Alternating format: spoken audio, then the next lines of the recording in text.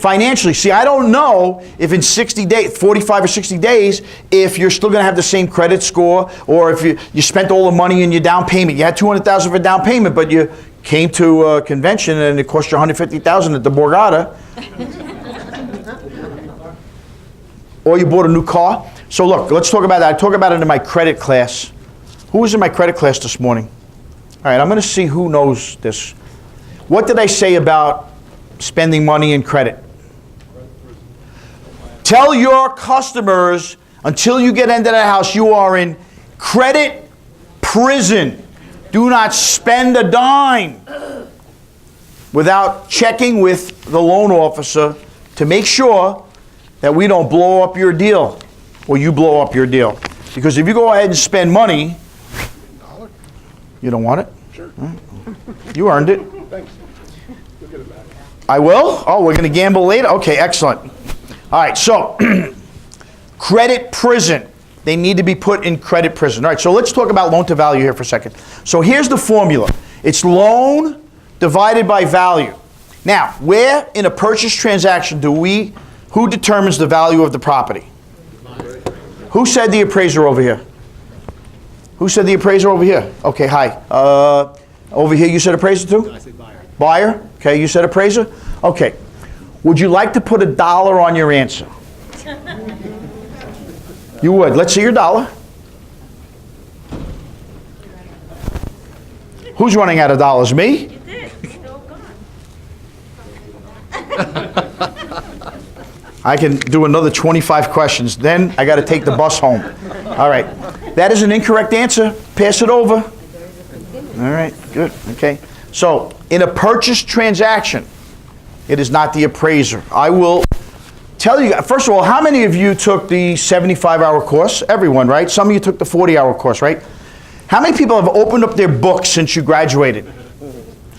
Most of you. Wow, really? Nice. I have a hard time talking to him. He's a Yankee fan. Go Mets. Mets, Jets, Islanders. Yeah. I don't know about the Islanders. What's that? He's from the No, Queen. I'm from Brooklyn and Queens. I grew up in Far Rockaway, Queens, but it's all good. It's all good. Oh, thank you. All right, so here's what happens. So here, it's in your book. I know most of you have your book probably under your coffee table so it doesn't shake in your living room anymore, but you should open it up once in a while.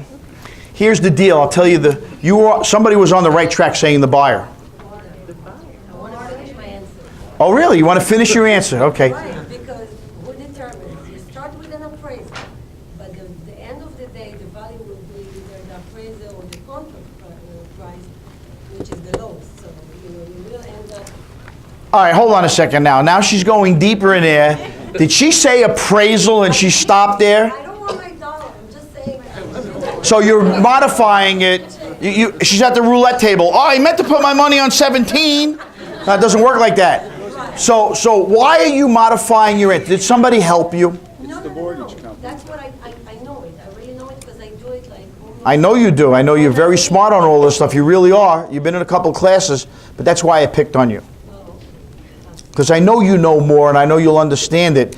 Appraisal is an incorrect answer. So I'm going to tell you out of your 75... Yes? You have a question? I was going to say it was the value. That is a good start, but it's a lot more in depth than that. I'm going to tell you what it says in your book. It's what a seller is willing to sell for, a buyer is willing to buy for, in a free and open marketplace where there is no undue pressure on the seller to sell, no undue pressure on the buyer to buy. In what type of a transaction? Arm's length. You don't know me, I don't know you. How much do you want for your house? As much as you can get. I don't care if you put it up for $500,000. If somebody offered you $1 million, would you take it? Of course you would. So you want as much, the seller wants as much as they can get for their house. What do I want as the buyer who does not know you?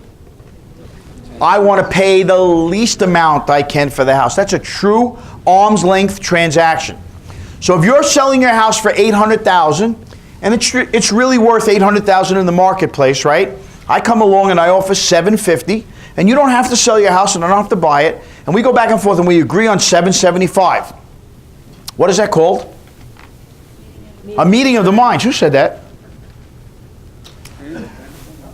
That's a correct answer. A meeting of the minds. Very good. So that's a contract, right?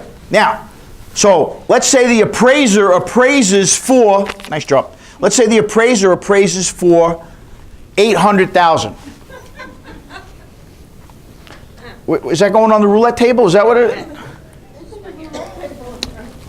So you put your house up for $800,000. You agreed to sell it to me for $775,000, but the appraisal comes in at $800,000. That happens sometimes, right? I go to the bank to get a loan. The lender is going to lend me off of what? $775,000 because that's the contract price? Okay, so let's do this. The lower of the two. You hear what she said? It's a lower too. Is that what you're going with? Because I was. Contract price. No, stop. Because you said it's a contract price. Right. No. The price could be more. In this particular case, so watch. Ready? Let's flip the script. I just want to make sure we have a clear understanding of this. You're probably 100% right. I just want to make sure you're 100% right. Now he's looking to sell his house for $775,000. Fair enough? I come along and I want to buy your house. It's me and my wife. And she really wants the house. So, hi, my name is Doug. You're what? Doug? Hi, this is my wife, Jennifer Aniston. Yo, why you gotta laugh so hard? This is my fantasy, all right? Can't I have that one thing? Jen, you want that house? Okay, we'll buy whatever house she wants. Now, we offer him $800,000 for that house.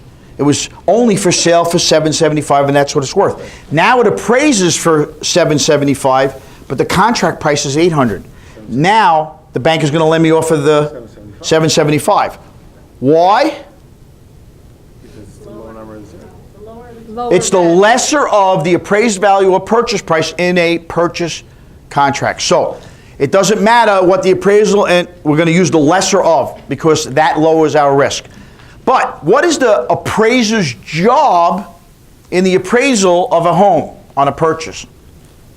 Not to establish the price, but to give their professional opinion in support of that arm's length transaction. That make sense? No. That's why in 99% of the cases, the appraised value and the purchase price come in the same. You were saying that you made the deal at $775 and the appraisal came up at $800. Correct? And you switched the story around and I lost it. Okay, I'll do it again. Slow. The first time I said he put his house up for $800,000. We agreed on $775,000. Contract $775,000. The appraisal came in at $800,000.